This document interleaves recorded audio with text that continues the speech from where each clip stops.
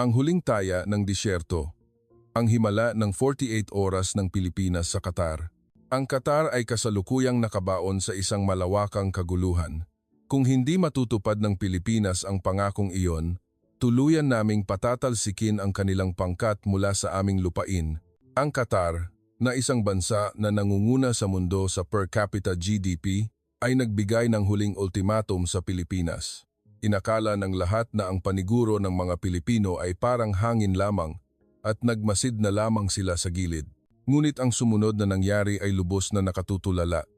Ang buong rehiyon ng Gitnang Silangan, pati ang Saudi Arabia, Kuwait at United Arab Emirates ay nagsimulang pumuri sa pagsisikap ng Pilipinas. Tulungan ninyo kami, pakiusap nila.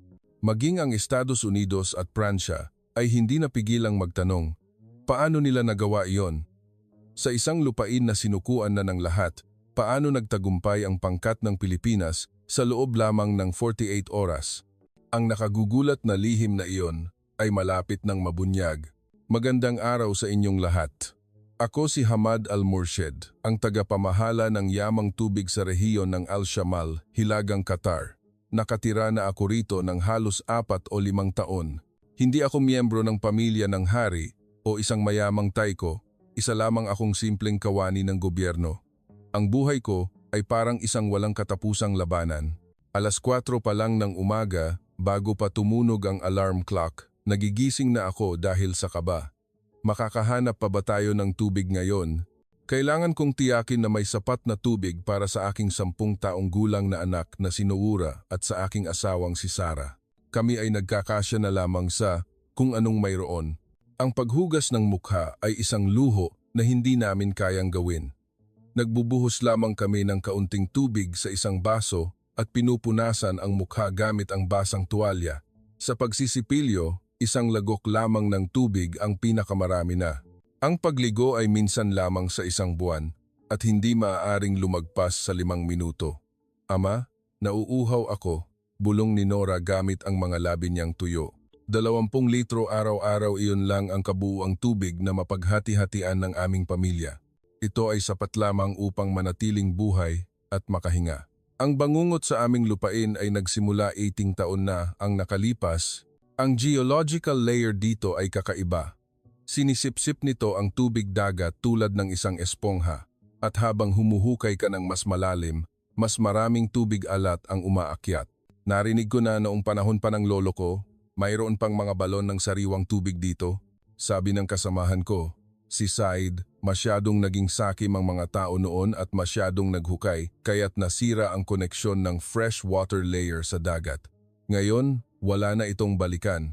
Ang bawat Martes ay Zero Water Day. Kailangan naming pumila simula pa alas 3 ng umaga.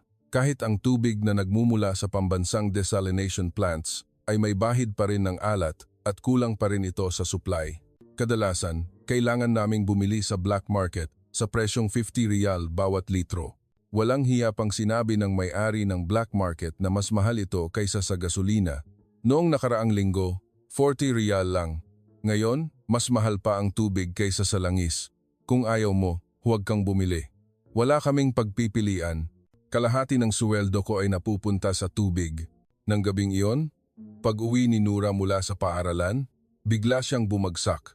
Nura, Nura, ano man ang aking sigaw, hindi siya sumasagot. Ang kanyang mukha ay maputla at ang kanyang mga labi ay kulay ube. Agad kaming tumawag ng ambulansya, ngunit inabot ng 40 minuto bago ito dumating sa ospital. Ang oras na iyon ay parang habambuhay. Matindi ang dehydration. Kailangan agad ng dextrose. Sabi ng doktor na seryoso ang mukha. Hindi lang ang bata na ito. Mayroon ng 20 kaso ng dehydration ngayon. Kung magpapatuloy ito, mapanganib. Habang pinagmamasdan ko si Nora na dinudurog ang dextrose sa emergency room, nadurog ang puso ko. Hindi ko man lang mabigyan ng malinis na tubig ang sarili kong anak. Paano nangyari ito? Pumasok sa kwarto, si Director Khalid. Ginoong Hamad, umalis na rin ang kumpanya ng France ngayon. Sinubukan nila ng 6 na buwan ngunit sumuko rin. Ilang dosenang kumpanya na ang nabigo sa pag-aayos ng aming lupain. Ang Amerika, Germany, Japan, Israel, Lahat sila ay ipinagmalaki ang kanilang high-tech na teknolohiya, ngunit sa huli, sumuko sila sa aming rock layer. Kami na yata ang isinumpa na lupain. Malungkot na sabi ni Director Khalid. Marahil, dapat na tayong sumuko at lumipat sa ibang lugar. Pero hindi ako maaaring sumuko. Dito ako isinilang. Dito isinilang si Nora. Nang gabing iyon, umakyat ako sa bubong ng ospital at tumingala sa langit. Madilim ang lahat. Wala man lang isang bituin. Ang langit ay parang aming kinabukasan walang pag-asa. O Diyos ko, bigyan mo kami ng tubig. Ano bang kasalanan ko? Bakit kailangan magdusa ng mga bata? Tanging ang hangin lang ang sumagot sa aking panalangin. Isang linggo pagkatapos, lumabas na si Nora sa ospital, ngunit umaalingaw-ngaw pa rin sa aking tainga ang babala ng doktor. Sa susunod, baka hindi na niya kayanin. Habang pauwi kami, isang hindi inaasahang balita ang narinig sa radyo. Ibinabalita na ang Ha'il region ng Saudi Arabia ay gumawa ng isang artificial na ilog gamit ang teknolohiya ng Pilipinas. Ang lugar na iyon, na 60 taon nang walang tubig, ay naging isang agricultural powerhouse. Lumiwanag ang mga mata ni Nora habang nagtatanong, Ama, pwede ba nating tawagin ang mga Pilipino para tulungan tayo? Kumirot ang puso ko. Ayokong bigyan ng maling pag-asa ang anak ko at baka mabigo na naman siya. Noura, magkaiba ang lupain natin sa kanila, mahal. Mas mahirap ang sitwasyon natin kaysa sa Saudi Arabia. Ngunit hindi ko alam na ang isang himala ay malapit na ring dumating sa amin sa paraang hindi namin inaasahan. Mula noon, hindi na nawala ang balita tungkol sa Ha'il region ng Saudi Arabia. Sa tuwing bubuksan ko ang TV, makikita ko ang ilog ng pag-asa na ginawa ng pangkat ng Pilipinas. Ang malinaw na tubig ay dumadaloy sa disyerto. Ang nakita ko ay talagang hindi kapani-paniwala ang tubig ay dumadaloy sa gitna ng matigas na disyerto. Ang mga bata ay naglalaro sa tabi ng ilog at ang mga magsasaka ay nagdidilig ng kanilang pananim. Totoo ba iyan? Ang ilog na iyan? Nagtatakang tanong ng aking asawang si Sarah. Oo. Iyon ang disyerto na pamilyar sa atin. Ang kanilang kapaligiran ay hindi maganda. Sa kabilang banda, mas mayaman tayong bansa. Ngunit ngayon, nagbago na ang ihip ng hangin. Sa lugar ng trabaho, mainit din ang usapan tungkol dito. Ang Pilipinas, isang maliit na bansang islang iyon? Tanong ni Rashid habang tumatawa. Hindi ba sila sikat sa polvoron at sa mga inhenyero na nagtatrabaho sa BPO? Anong kinalaman nila sa paglutas ng kakulangan sa tubig? Pero henyo sila sa engineering at teknolohiya, sabi ni Said. Narinig ko na mayroon silang napakahusay na teknolohiya na gawa ng kanilang mga geotechnical engineers. Magkaiba ang geology at engineering, oo. Pero ang mga katotohanan ay naroon. Personal kong nakita ang opisyal na bilang na inilabas ng gobyerno ng Saudi Arabia, 100,000 litro ng tubig araw-araw at ang tagumpay ay umabot sa 99%. Malinaw na nakasulat ang pangalan ng kumpanya ng Pilipinas. Pagkaraan ng ilang araw, tinawag ako para dumalo sa isang pulong ng matataas na opisyal ng gobyerno. Ang pulong ay pinangunahan mismo ng Ministro ng Yamang Tubig. Pamilyar na kayo sa matagumpay na kaso sa Saudi Arabia, seryosong sabi ng ministro. Alam ba ninyo kung ano ang pinag-uusapan ng publiko? Tinatanong nila, mas mahina ba ang Qatar kaysa sa Saudi Arabia? Naghari ang katahimikan sa loob ng silid-pulungan. Alam ng lahat ang nakakahiyang katotohanan. Hindi ba tayo mas mayaman? Bakit hindi natin magawa samantalang nagtagumpay ang Saudi Arabia? Walang makasagot. Biglang lumingon ang ministro sa akin. Ahmad, ikaw ang responsable sa Al-Shamal.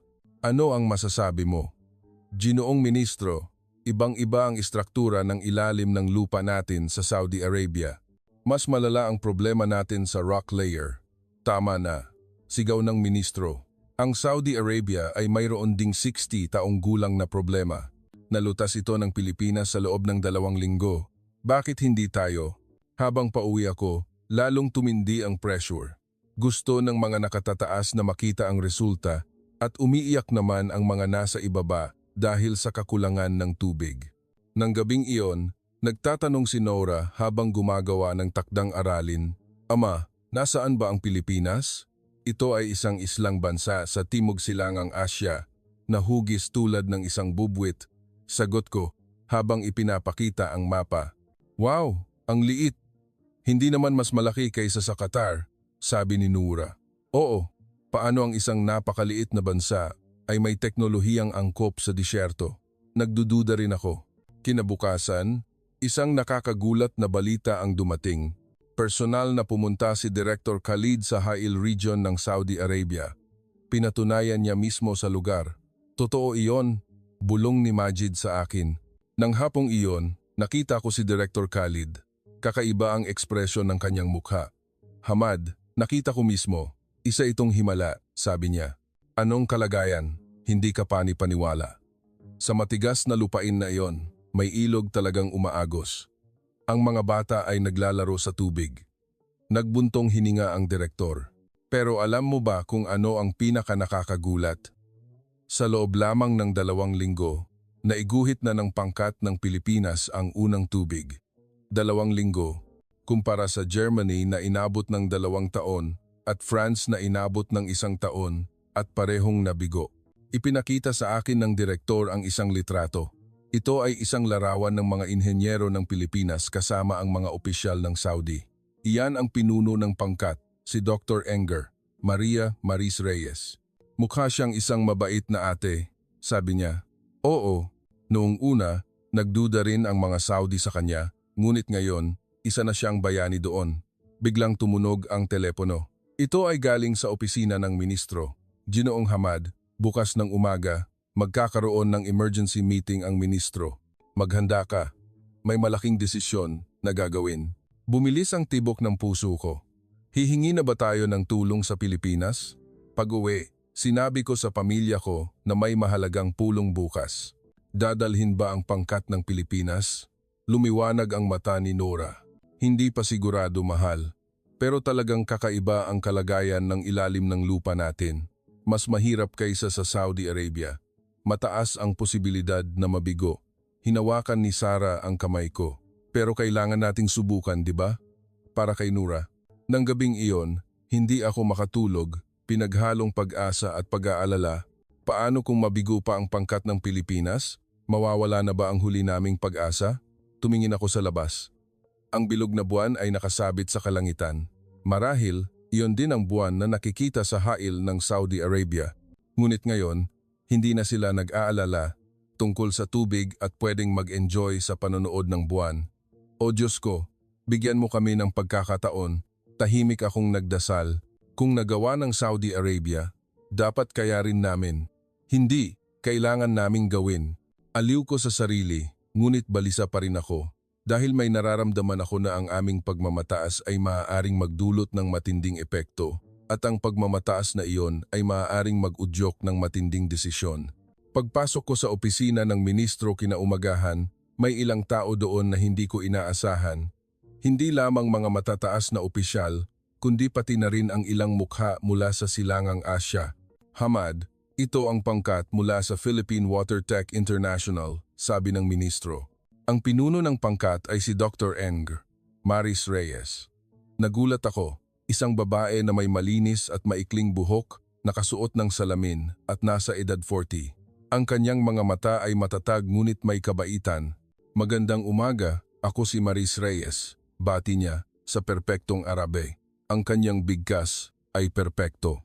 Marunong kang mag-Arabe? Nag-aral ako sa Cairo University ng 1 taon at nag-major sa Middle Eastern Geology. Ito ay batayan, sagot niya. Iba ang unang impression. Ang ibang dayuhang eksperto ay Ingles lamang ang ginagamit at umaasa sa translator. Diretsong nagtanong ang ministro, Dr. Reyes, alam mo ba ang aming sitwasyon? Na-analyze mo ba ang data ng rock layer ng Al-Shamal? Ano sa tingin mo? Ipinakita ni Dr. Reyes ang kanyang tablet. Mas mahirap ito ng 10 beses kaysa sa Saudi Arabia. Sobrang lalim na ng pagpasok ng tubig dagat. Sumama ang mukha ng mga opisyal. Kung gayon, aatras na kayo? Hindi, ngumiti si Maris Reyes. Sabi ko, mahirap, hindi imposible. Sa Pilipinas, sa Leyte at Bohol, may ilang lugar na may katulad na problema sa rock layer. Nalutas na namin ang mga hamong iyon. Gaano katagal ang kailangan mo? 2 linggo, ang sa Saudi Arabia. Dito, huminga ng malalim ang lahat. 48 oras ay sapat na. Ano? Napatayo ang ministro sa gulat. Mas mahirap kaysa sa Saudi Arabia, pero mas maikling oras ang kailangan mo. Gumawa kami ng bagong teknolohiya, isang Philippine-made subsurface radar tracer system, mas tumpak at mas mabilis. Suminghal ang isang mataas na opisyal. Palagay ko, puro lang iyan yabang. Sa simula, lahat ay puno ng kumpiyansa, pero pagkatapos mabigo, tumatakas. Seryosong sumagot si Maris Reyes. Kung gayon, magtaya tayo. Kung mabigo kami sa loob ng 48 oras, kami ang magdadala ng lahat ng gastos at pumapayag kaming hindi tumapak sa Qatar sa loob ng 10 taon. Nagkaroon ng malaking gulat sa silid. Pero kung magtagumpay kami, bigyan kami ng nararapat na bayad. Ang pinakamahalaga, maniwala kayo sa amin at makipagtulungan ng buo. Ang pagdududa at panghihimasok ay magsasayang lamang ng mahalagang oras. Tumingin sa akin ang ministro. Hamad, bilang in charge sa site, ano sa tingin mo? Sa totoo lang nag-aalala ako. Napakabilis ng 48 oras. Ngunit sa tingin ko, sulit itong subukan. Sige, ngunit may isang kondisyon, sabi ng ministro kay Maris Reyes. Kailangan ninyong tapusin sa loob ng 48 oras. Kahit 1 minutong malate, aalisin agad namin kayo sa lupain. Deal, walang pag-aalinlangan na sagot ni Maris Reyes. Pagkatapos ng pulong, agad kaming nagtungo sa site. Sa sasakyan, nakipag-usap ako kay Maris Reyes. Talaga bang kaya ang 48 oras? Paano ninyo ito gagawin? Ginoong Hamad, alam mo ba kung ano ang natutunan namin sa Saudi Arabia? Ang oras ay hindi tinutukoy ng teknolohiya, kundi ng tiwala. Nagtiwala sa amin ang Saudi Arabia. Paano ang Qatar? Ito ay isang mabigat na tanong. Pagdating namin sa site, agad na kumilos ang pangkat ng Pilipinas. Habang ibinababa ang kagamitan, pakiramdam ko, mas kumpleto pa ito kaysa sa ginamit sa Saudi Arabia. Ano ito? Ito ang Philippine-made 3D subsurface radar tracer. Ang katumpakan nito ay 10 beses kaysa sa kagamitan ng Japan. Philippine-made? Oo, syempre. Ito ay binuo ng aming mga eksperto sa geothermal engineering gamit ang supply chain ng aming mga high-tech na kumpanya. Sabi ng isang miyembro ng pangkat na ang pangalan ay Elmer Santos. Sa simula ng trabaho, pinalibutan kami ng mga lokal na residente. May mga dayuhan na naman. Ngayon, pangkat naman ng Pilipinas. Ilang araw kaya sila tatagal? Ang kanilang mga mata ay puno ng pag-aalinlangan dahil masyado na silang nabigo ng maraming beses. Ngayon, wala na silang lakas ng loob na umasa. Dumating din si Nora pagkatapos ng klase. Ama, sila ba ang mga Pilipino? Oo, mahal. Bakit ang konti nila? Ang ibang pangkat, 10 o higit pa. Narinig ni Maris Reyes ang sinabi ni Nora at lumapit. Uy, anong pangalan mo? Nora, ang ganda ng pangalan. Hindi mahalaga ang dami ng tao. Ang mahalaga ay ang teknolohiya, sabi niya. Kinuha ni Maris Reyes mula sa kanyang bag ang isang gintong dilaw na merienda. Ito ang polvoron. Tikman mo. Galing ito sa Pilipinas. Salamat, masayang kinuha ni Nora. Ate, magkakaroon ba talaga ng tubig ang baryo namin? Hinaplos ni Maris Reyes ang ulo ni Nora. Maghintay ka lang ng 48 oras at ipinapangako ko sa iyo na makakainom ka ng malinis na tubig. And naramdaman kong uminit ang aking puso sa narinig, ngunit at the same time, medyo nag-alala ako. Talaga bang kaya ang 48 oras? Nang lumubog ang araw, nagsimula na ang trabaho. Nagpasya ang pangkat ng Pilipinas na magtrabaho nang walang tulog. Ginoong Hamad, pwede mo ba kaming tulungan na magtimpla ng tsaa? Tanong ni Maris Reyes. Oo, pero mahalaga ang tsaa dahil sa kakulangan ng tubig. Alam ko, pero malapit na tayong makainom ng sapat. Ang ganoong tiwala ay talagang nakakamangha. Paano siya nakasisiguro ng tagumpay bago pa magsimula? Dr. Reyes, bakit ka naglakas loob na magsabi ng 48 oras? Napakalaking taya nito, tanong ko. Sinuri ni Maris Reyes ang kagamitan habang sumasagot. Ginoong Hamad, iyan ang diwa ng Pilipino, atras abante, kaya mo yan. Minsan, ang pagpilit sa sarili na makipaglaban nang walang katapusan ang pinakamahusay na motibasyon. Ang pressure ng 48 oras ay magpapatutok sa amin. Kaya, nagsimula ang unang gabi. Oras, alas 8 ng gabi. May natitira pang 48 oras. Ang countdown ng tadhana ay nagsimula na. Ang unang 2 oras ay ginamit sa pag-iisket. Ang kagamitan na dinala ng pangkat ng Pilipinas ay patuloy na gumagana. Hamad, tingnan mo dito, tingnan mo. Tinuro ni Elmer Santos ang komplikadong screen. Ano iyan? 150 metro sa ilalim ng lupa. Tingnan mo, may espesyal na espasyo dito. Maingat akong tumingin sa screen. Iba ang kulay kaysa sa paligid. Iyan ba ang freshwater layer? Hindi pa sigurado, pero mataas ang posibilidad. Lumapit si Maris Reyes. Hindi siya natulog buong gabi, pero hindi siya mukhang pagod. Nakita ko na. Ito ay ayon sa hula ko. Tama. Ano ang nasa isip mo? Ang mga bato sa Qatar ay hindi lamang parang espongha, kundi parang isang maze. Sa loob ng maze na iyon, may nakatagong fresh water. Ang kanyang pananaw ay kahanga-hanga. Hindi namin ito natuklasan sa loob ng 10 taon, ngunit natagpuan nila sa loob ng 12 oras. Pero may problema, nag-aalalang sabi ni Elmer Santos. Ang freshwater layer ay napalilibutan ng tubig dagat. Kung hindi mag-iingat, maghahalo ito. Tumango si Maris Reyes. Kaya, kailangan nating maging tumpak tulad ng isang microsurgery. Biglang lumitaw ang inspektor ng gobyerno. May nakita na ba kayo? Tanong niya ng may pagmamataas. Sinusuri pa, sagot ko. Lumipas na ang 12 oras. At iyan lang, mukhang mabibigo na naman. Tulad ng dati, sabi ng inspektor habang tumatawa at umalis. Sumama ang mukha ng mga miyembro ng pangkat ng Pilipinas. Huwag ninyong pansinin. Pagpapalakas ng loob ni Maris Reyes sa lahat. Kami, mga Pilipino, ay hindi madaling masira ang loob. Magpatuloy sa trabaho. Pagkaraan ng 6 na oras pa, masiglang gumagana ang 3D mapping. Ito ay upang lubusang maunawaan ang istruktura ng ilalim ng lupa. Napakagaling, hindi ko napigilang purihin. Ang 3D image sa screen ay napakadetalyado at kahit ang daloy ng tubig sa loob ng maze ng bato ay makikita ng malinaw. Ginoong Hamad, mayroon ka bang 80 taong gulang na mapa? Tanong ni Maris Reyes. 80 taong gulang na mapa? Kinuha ko ang lumang mapa mula sa bodega. Ikinumpara ni Maris Reyes ang mapa sa 3D image. Parang may natuklasan siya. Lumiwanag ang kanyang mata. Tama, tingnan mo dito. May oasis dito, 80 taon na ang nakalipas. Ibig sabihin, may fresh water talaga dito dati. Ngayon, lumubog na ito sa ilalim ng lupa. Ang ibabaw ay natatakpan ng tubig dagat, pero mayroong natitira pa sa ilalim. Pagkaraan ng 18 oras, sa wakas, nagsimula na ang paghuhukay. Ngunit sa sandaling iyon, dumating ang mga opisyal ng gobyerno upang manggulo. Anong ginagawa ninyo? Naghuhukay kayo ng walang pahintulot? Ito ay bahagi ng plano ng trabaho, kalmadong sagot ni Maris Reyes. Ngunit pinipigilan pa rin ng opisyal. Kailangan naming suriin ang dokumento. Tigilan ninyo agad ang trabaho. Sabi ninyo, kaya ninyo sa 48 oras, pero pinapatigil ninyo kami ngayon.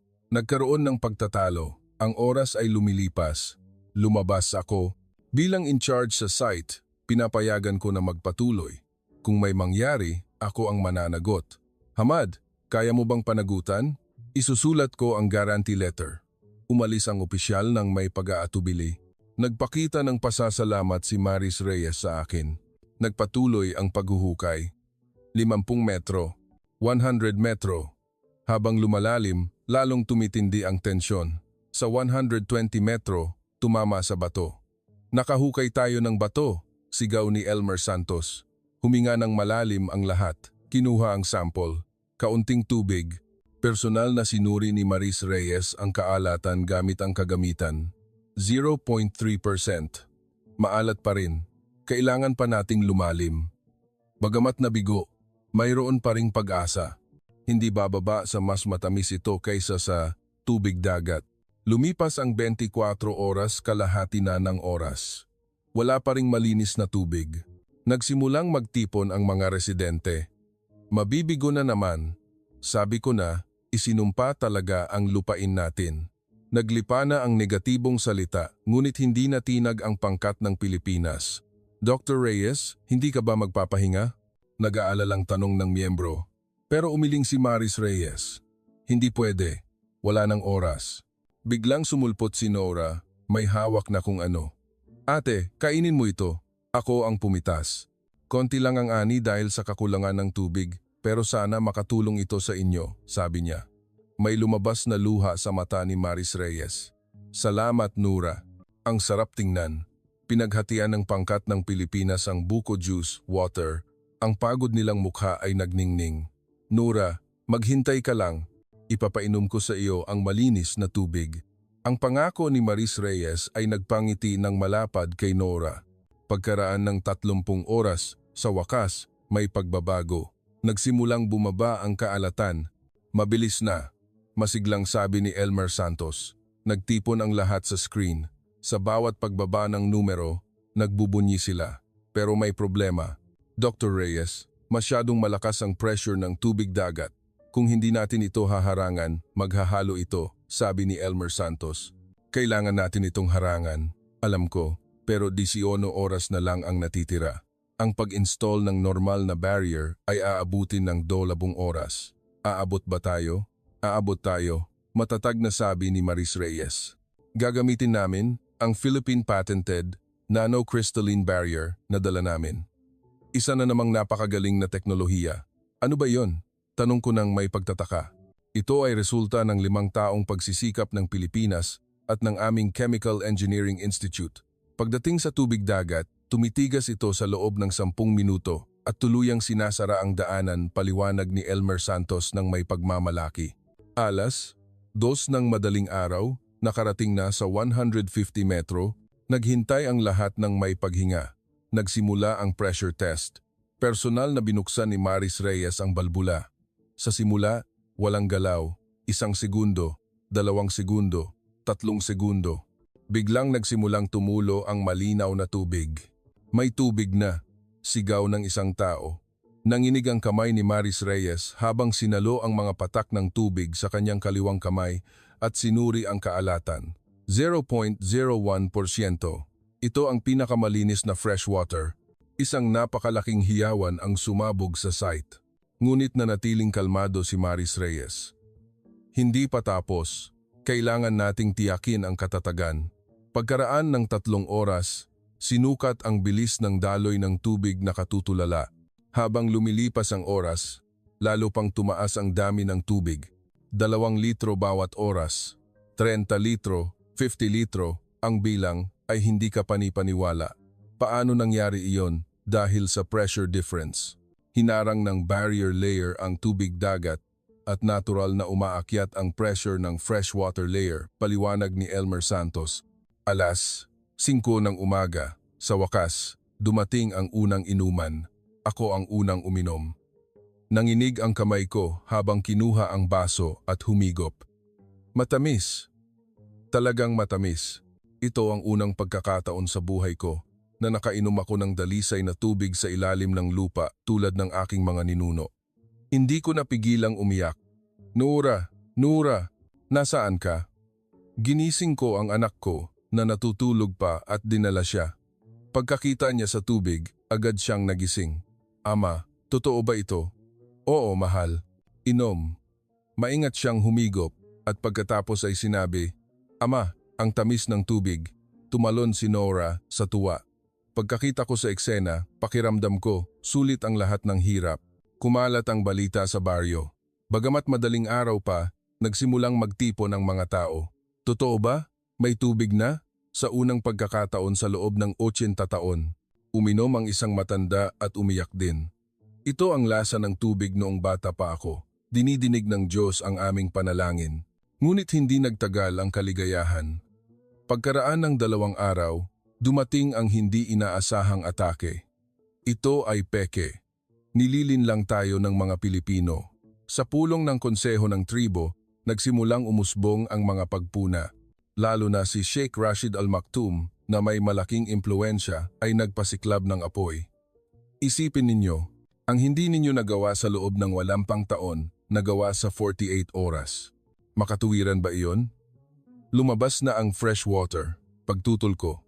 Baka bumili sila ng tangke ng fresh water at ipinapakita lang sa atin. Bagamat parang walang kuwenta, may mga naniniwala pa rin. Oo, noong una, pinuri rin ang Saudi Arabia, pero hindi ba nagkaroon ng problema pagkatapos? Baka gusto ng mga Pilipino na hukayin ang ating underground resources. Nagsimulang kumalat ang chismis. Lumapit ako kay Maris Reyes. May ganyang chismis. Ano ang plano ninyo? Inaasahan ko na ito, kalmado siyang sumagot. Natural lang na matakot sa bagong bagay, pero kung ganito, gagamitin natin ang data upang magsalita. Magiging transparent kami sa lahat.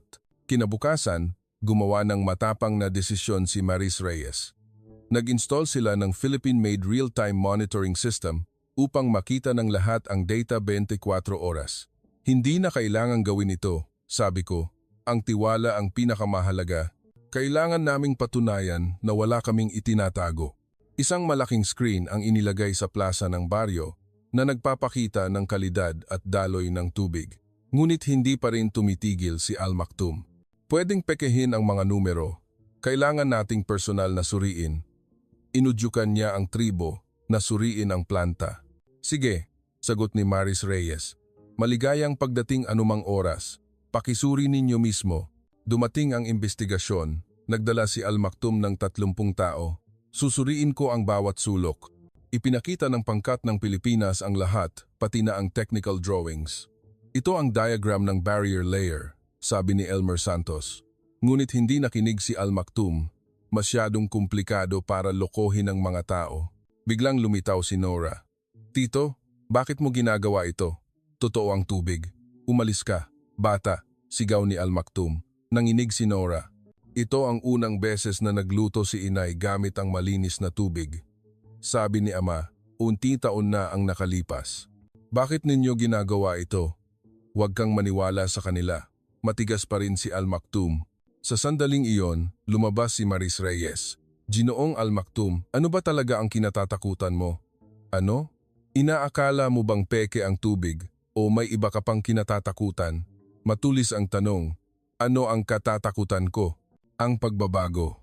Ang kaayusan na nagtagal ng 8 taon ay nagbabago. Tumama ito sa punto. Si Al Maktoum ay kumikita mula sa krisis sa tubig. Ano ang alam mo? Alam ko na dumaan din ang Pilipinas sa parehong landas, kalmadong sabi ni Maris Reyes. Pero nang tinanggap namin ang pagbabago, nagsimula ang totoong pag-unlad. Matindi ang tensyon. Binalaan ng mga tauhan ni Al Maktoum ang pangkat ng Pilipinas. Umalis kayo, mga manloloko. Sa sandaling iyon, isang hindi kapani-paniwalang bagay ang nangyari. Lumitaw ang nakatatandang si Lolo Hasan. Siya ang pinakamatanda 95 taong gulang. Al Maktoum, tama na. Nakita ko ang lahat. Lolo, niloko rin kayo? Nabuhay ako ng higit sa 80 taon. Sa tingin mo, hindi ko makikilala ang totoo sa peke? Dahan-dahang lumakad si Lolo Hasan at uminom ng tubig. Ito ay totoo. Ito ang lasa noong bata pa ako. Pagkatapos, itinuro niya si Al Maktoum. Alam ko ang tungkol sa pagkakakitaan mo mula sa kakulangan sa tubig. Dapat ka nang tumigil. Ang salitang iyon ay parang bomba. Namula ang mukha ni Al Maktoum. Anong sinasabi mo? Kalahati ng pera sa pagbili ng tubig ay napunta sa bulsa mo. Sa tingin mo, hindi ko alam? Ang kinatatakutan mo ay ang katotohanan ng tubig dahil babagsak ang negosyo mo. Nagsimulang magbulungan ang mga tao. Ang mga Pilipino ay hindi humihingi ng pera. Gusto lang nilang tumulong sa atin. Itinuro ni Lolo Hasan si Maris Reyes. Salamat sa inyo. Maraming salamat. Ang kapaligiran ay nagbago. Nagsimulang sisihin ng mga residente si Al Maktoum. Ginamit pala niya ang krisis sa tubig upang yumaman. Nang gabing iyon, may tawag mula sa gobyerno. Ginoong Hamad, may emergency meeting ang ministro. Pagdating ko sa opisina, nagulat ako nang makita ang emisary ng emir. Personal na tututukan ng pinuno ng bansa ang isyung ito. Talaga? Bukas? Pupunta siya mismo sa site? Ang balita ay nakakagulat. Ang pinuno ng bansa ay pupunta mismo, agad kong sinabi sa pangkat ng Pilipinas. Sila ay makatatanggap ng pinakamataas na pagtanggap. Ito ay aming karangalan, kalmadong sabi ni Maris Reyes. Hindi ka ba kinakabahan? Bakit? Ginawa lang namin ang dapat naming gawin. Talagang hindi ka panipaniwala ang taong ito. Kinaumagahan, nagkaroon na naman ng problema. Dr. Reyes, nasira ang sistema, sigaw ni Elmer Santos. Anong nangyari? May sumira kagabi. Tumigil ang main pump. Ito ay gawa siguro ng mga tauhan ni Al Maktoum. Malapit nang dumating ang Emir. Anong gagawin natin? Maaayos ba? Kailangan ng oras. Ang buong pangkat ng Pilipinas ay kumilos. Nag-ayos sila sa loob ng 4 na oras. Nang dumating ang Emir kasama ang malaking delegasyon, matindi ang tensyon. Kayo ba ang pangkat ng Pilipinas? Lumapit ang Emir kay Maris Reyes. Nabalitaan ko na gumawa kayo ng himala sa loob ng 48 oras. Opo, sa sandaling iyon, ang sistema nakakatapos lang ay nagbuga ng tubig. Ang timing ay perpekto. Personal na uminom ang Emir. Kahanga-hanga, talagang napakalinis. Pagkatapos, hinawakan niya ang kamay ni Maris Reyes. Sa ngalan ng mga tao ng Qatar, nagpapasalamat ako sa inyo. Karangalan namin, kamahalan, nagdeklara ang Emir. Simula ngayon, ipinapahayag ko ang Pilipinas bilang strategic partner ng Qatar. Sa larangan ng teknolohiya ng yamang tubig, ito ay isang makasaysayang sandali. Nang gabing iyon, dumating ang balita. Si Al Maktoum ay inaresto dahil sa paninira ng ari-arian. Sa wakas, nananaig ang hustisya. Ginoong Hamad, tawag ni Maris Reyes. Simula bukas ang totoong trabaho. Handa ka na bang baguhin ang buong Qatar? Oo. Punong-puno ng pag-asa ang puso ko. Isang bagong panahon ang dumating. Pagkatapos ng pagbisita ng Emir, nagbago ang sitwasyon. Nangako ang gobyerno ng buong suporta at ginawa ang Al-Shamal bilang pilot area para simulan ang malawakang pagpapalawak. Ngunit pagkaraan ng 1 linggo, hinarap namin ang isang hindi inaasahang krisis. Alas 3 ng madaling araw, emergency call. Ginoong Hamad, nasira. Nanginginig ang boses ni Elmer Santos. Anong nangyari? May problema sa kagamitan. Biglang huminto ang main pump. Bumagsak ang puso ko. Kung nasira ang main pump, maaaring maputol ang supply ng tubig. Ang site ay magulo. Hindi na umaagos ang tubig, ganap na huminto. Nataranta ang mga residente. Si Maris Reyes ay abala sa pagsusuri. Anong kalagayan? Parang may sadyang nagpasok ng harang. Ano ang pinakamasamang sitwasyon? Kung hindi ito maayos sa loob ng 36 oras, kailangang palitan ang buong sistema. Aabutin iyon ng ilang buwan. 36 oras muli, nakikipaglaban kami sa oras. Ano ang kailangan? Kailangan ng spare parts at nag-aalangan si Maris Reyes. Kailangan ng tulong ng mga lokal na nakakaalam ng sistema. Ang mga residente ay nawawalan ng pag-asa. Mabibigo na naman. Hindi rin pala tatagal ang mga Pilipino. Isinumpa talaga ang lupain natin. Sumugod ako sa Village Council. Hindi pa tayo tapos, mga kababayan. Anong hindi tapos? Maniwala kayo sa pangkat ng Pilipinas. Kaya nilang ayusin sa loob ng 36 oras. Pero kailangan nila ng tulong natin. Ano ang maitutulong namin? Sa sandaling iyon, lumabas si Noora. Tutulong ako kay Ate Maris. Hindi sila sumuko sa atin, kaya hindi rin tayo dapat sumuko. Ang lakas ng loob ng 10 taong gulang na bata ay nagpamula sa mukha ng mga matatanda. Kahit ang bata ay lumalaban, paano tayo magpapahinga? Sige, subukan natin. Nagsimulang dumagsa ang mga volunteer. Ang pangkat ng Pilipinas at ang mga residente ay nagtulungan. Ibigay ang part na iyon. Ipinasa ng lahat ang mga gamit. Magkaiba ang wika pero iisa ang puso. Pagkaraan ng 2 oras, ang unang balakid. Dr. Reyes, mas malala ang sira kaysa sa inaasahan. Hindi sapat ang spare parts. Anong gagawin natin? Nag-isip si Maris Reyes at gumawa ng nakakagulat na desisyon. Gagamitin natin ang lokal na materyales upang gawin ulit. Gagamitin ang lokal na materyales, magagawa ba? Ang Qatar ay isang industrial na bansa. Dapat mayroon kaming angkop na materyales. Isang residente ang lumabas. Mayroon akong metal fabrication shop. Sabihin ninyo lang kung ano ang kailangan ninyo. 30 taon akong nag-aayos ng sasakyan. Ang galing ng lokal na technician ay kahanga-hanga. Nakipagtulungan sila sa pangkat ng Pilipinas at gumawa ng spare parts sa oras. Pagkaraan ng 20 oras, Natuklasan ni Maris Reyes ang ugat ng problema. Isang metal block na may marka ng polvoron ang nakaharang. Malinaw na gawa ng tao. Ito ang huling pagpupumiglas ng kampo ni Al Maktoum. Pero panalo tayo. Ngayon, ikabit na lang. Magkasamang nag-assemble ang lahat. Pagkaraan ng 20 oras, muling binuksan. Lumayo ang lahat. Hinila ni Elmer Santos ang switch. Umingay ang makina. Huminga ng malalim ang lahat, 30 segundo, 1 minuto, 2 minuto. Lumabas ang tubig. Ang tubig ay lumabas ng mas malakas. Tagumpay. Isang napakalaking hiyawan ang sumabog. Nagyakapan ang lahat, umiyak at tumawa. Ang pag-aayos na ito ay nagpatibay pa sa sistema. Kaya na nating kumuha ng higit sa 200,000 litro araw-araw, masiglang sabi ni Elmer Santos. Pagkaraan ng 30 oras, dumating ang investigating team ng gobyerno. Malinaw ang mga palatandaan ng paninira. Kailangang mahuli ang may sala.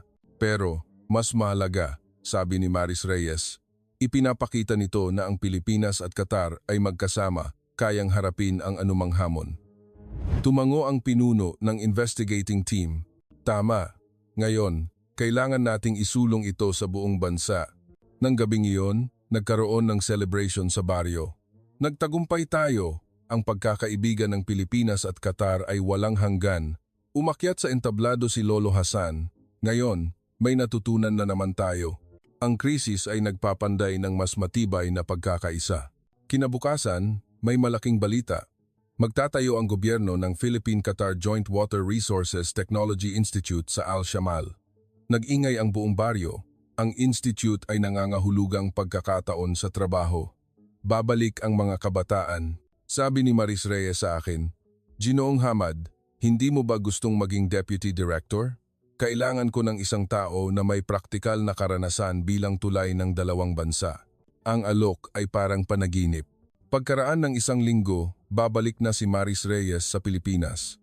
Daan-daang tao ang nagtipon sa airport. Huwag kayong umalis. Kailan kayo babalik?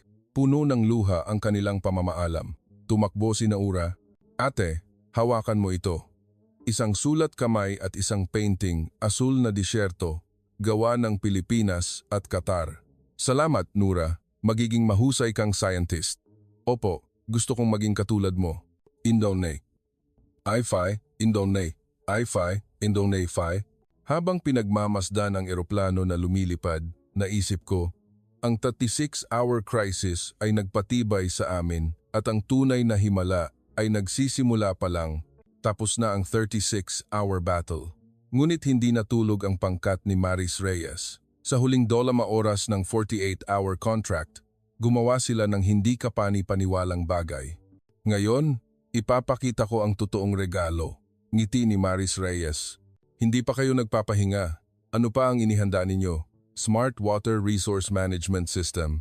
Ito ang unang pagkakataon na in-install ang ganitong sistema sa Qatar. Solar panels, automated sensors, at remote control. Ano ito? Ngayon, maaari mong suriin ang tubig sa iyong cellphone. Ang AI ang mag-aayos sa lahat. Ito ang teknolohiya ng ika-21 siglo ng Pilipinas na nilulutas ang 87 taong gulang na problema. Pagkaraan ng 45 oras, nakalagay na ang sistema ng agrikultura. I-download ang app. Nag-install ang mga residente ng application at nakita ang kalidad at dami ng tubig sa real time. Wow! Ito ba talaga ang tubig sa baryo namin? Nagulat si Noura at tinusok ang screen. Noura, pindutin mo ang button na ito. Mungkahi ni Maris Reyes. Tumakbo si Noura sa plaza. Nagsimulang umagos ang fountain. Wow! Ako ang gumawa. Ito ang unang fountain sa baryo sa loob ng 18 taon. Nagsigawan at pumalibot ang mga bata. Pagkaraan ng 46 oras, isang mas nakakagulat na regalo. Ito ay espesyal na sorpresa, sabi ni Elmer Santos habang nagdadala ng malaking kahon. Ano ito? Hydroponics and Cultivation Kit. Ito ang Filipino Precision Agriculture na ipinagmamalaki namin. Tubig lang ang kailangan upang magtanim ng gulay. Pagtatanim sa disyerto.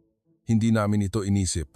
Kamatis, lettuce, pipino, lahat ay pwede. Personal na ipinakita ni Maris Reyes. Magdagdag lang ng nutrient solution sa tubig, magsabog ng buto. Tutubo ito pagkaraan ng 2 linggo at aani pagkaraan ng 2 buwan, nagningning ang mata ng mga residente. Makakakain na kami ng sarili naming gulay. Oo, ngayon, ang Qatar ay maaaring maging agricultural powerhouse. Pagkaraan ng 47 oras, ang huling aktibidad. Ginoong Hamad, mga kababayan, kinuha ni Maris Reyes ang mikropono. Ngayon, saksihan natin ang kasaysayan. Lumiwanag ang malaking screen, ang mapa ng Qatar. Ang mapa ay nagpapakita ng simulation gamit ang kanilang sistema. Lumabas ang mga asul na tuldok sa mapa. Bawat tuldok ay may kakayahang magbigay ng tubig. 50 sites sa isang taon. Sa loob ng 3 taon, magiging asul ang lahat. Ang buong Qatar ay magkakaroon ng malinis na tubig. Huminga ako ng malalim. Ang imposibleng bagay ay nasa harap namin. Biglang, emergency call. Video call mula sa Emir. Lumabas ang Emir sa screen. Mga tao ko at pangkat ng Pilipinas, pakinggan ninyo. 48 oras na ang nakalipas, nagduda kami, pero ngayon, nakita namin ang himala. Emosyonal ang boses ng Emir. Simula ngayon, itinatatag ko ang Qatar-Philippine Joint Water Resources Technology Institute at iniimbitahan ko si Maris Reyes bilang Chief Consultant. Nagulat si Maris Reyes. Kamahalan, kailangan ka ng Qatar, manatili ka rito. Sumigaw ang mga residente. Tumango si Maris Reyes ng may luha. Ito ay isang karangalan. Duquite. Iwas leva. Pagkaraan ng 47 oras at 45 minuto, ang huling 15 minuto, isang maikling seremonya ang ginawa ni Maris Reyes. Ilalagay namin ang bote ng tubig na ito sa time capsule. Nakasulat ang petsa ngayon. Hukayin natin pagkaraan ng 10 taon at tingnan kung ano ang naging tayo. Tinaas ni Nuura ang kanyang kamay. May ilalagay din ako. Isang liham para sa hinaharap na nangangako na maging water resource scientist. Nagdala rin ang ibang residente ng mga alaala, isang dakot ng buhangin, isang lumang water container, at mensahe ng pag-asa. Eksaktong 48 oras na ang lumipas. Inilibing ang capsule. Ano kaya ang magiging lugar na ito pagkaraan ng 10 taon? Tanong ni Maris Reyes. Magiging lunti ang hardin, puno ng mga parke at buko. Tumawa ang lahat. Hindi na ito malayo na panaginip. Nang gabing iyon, nagkaroon ng malaking pagdiriwang. Ang Al Jazeera ay nag-live broadcast ng 48-hour miracle, The Legend of the Philippines and Qatar. Tinutukan ng buong mundo. Ipinakita ang panayam kay Maris Reyes. Mahalaga ang teknolohiya, pero mas mahalaga ang pananampalataya. Dahil nagtiwala ang mga tao ng Qatar sa amin, kaya ito naging posible. Ang plano, gawing water resource hub ang Qatar sa gitnang silangan. At nakatingin si Maris Reyes kay Nura ang pag-aalaga sa susunod na henerasyon ng mga scientist. Sila ang gagawa ng totoong himala. Ang pagdiriwang ay tumagal hanggang umaga. Ang Filipino pop songs at tradisyonal na musikang Qatari ay pinaghalo. Sa mesa, lamb at polvoron at nag-toast gamit ang malinis na tubig. Ito ang luho ng taon. Kinaumagahan, isang nakakagulat na tanawin. Dr. Reyes, tingnan mo, sigaw ni Elmer Santos. May maliliit na damo na tumutubo sa paligid ng fountain. Kung may tubig, may misteryo, bulalas ni Maris Reyes. Pagkaraan ng 1 linggo, umalis ang pangkat ng Pilipinas. Libo-libong tao sa airport. Huwag kayong umalis. Kailan kayo babalik? Umiiyak ang kanilang pamamaalam. Kinuha ni Maris Reyes ang mikropono. Aalis kami, pero ang teknolohiya at pagkakaibigan ay mananatili. Tiningnan niya si Nura. Malapit na ang institute. Kumaway ang lahat hanggang sa nawala ang eroplano. Salamat, maraming salamat sa inyo. Mula noon, nagbago ang Al-Shamal. 150,000 litro ng malinis na tubig araw-araw. Itinayo ang water storage at mga sakahan. Ang mga bata ay naglalaro sa tubig. Ngunit ang pinakamalaking pagbabago ay nasa puso ng mga tao. Alam nila na walang imposible at ang kapangyarihan ng tunay na pagtutulungan. Ang 48-hour miracle ay isang walang hanggang pamana. Pagkaraan ng 6 na buwan, araw-araw, tumitingin ako sa labas ng bintana. Ang Al-Shamal ay hindi na tuyo na disyerto, puno ng halaman. Tawanan ng mga bata. Ama, may water experiment kami sa school ngayon. sabi ni Nora habang tumatakbo palabas dala ang kanyang school bag. Ang mga batang may sakit ay malusog na ngayon. Ang paaralan ay in-upgrade. May science lab na ngayon sa tulong ng gobyerno ng Pilipinas. Linggo-linggo, may video conference sila kasama ang mga guro mula sa Pilipinas. Ngayon, pag-aaral ng water cycle. Ang profesor mula sa University of the Philippines, UP, ang nagtuturo. Ang mata ni Nora ay nagniningning. Habang papunta ako sa opisina, nakita ko ang pagbabago. Ang unang ani mula sa hydroponics farm, ang mga kamatis at pipino ay umaapaw sa greenhouse. Ipinakita ng may-ari ng farm ang kamatis. Gawa namin, kinagat ko, matamis at makatas, napakakakaiba. Sa opisina, ang meeting sa expansion, maayos ang expansion, 15 area na ang may sistema. Walang kakulangan sa tubig sa hilaga sa loob ng 6 na buwan. Ang institute ay magbubukas sa susunod na linggo. Personal na pupunta si Maris Reyes. Magandang balita, bumibisita ang Kuwait at Bahrain upang matuto mula sa aming karanasan. Naging model ang Qatar. Sa plaza, ang bagong fountain.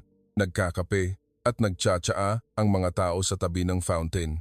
Dati, mahalaga ang bawat patak ng tubig. Pero ngayon, nanonood sila ng fountain habang umiinom ng flower tea. Ito siguro ang langit. Nang hapong iyon, may espesyal na bisita. Hamad, matagal na tayong hindi nagkita, sabi ng kaibigan ko mula sa Saudi Arabia, si Ali. Nandito ako upang magnakaw ng lihim ng inyong tagumpay. Gusto ng Saudi Arabia na sumunod, nauna ang Qatar sa smart system. Napakagaling.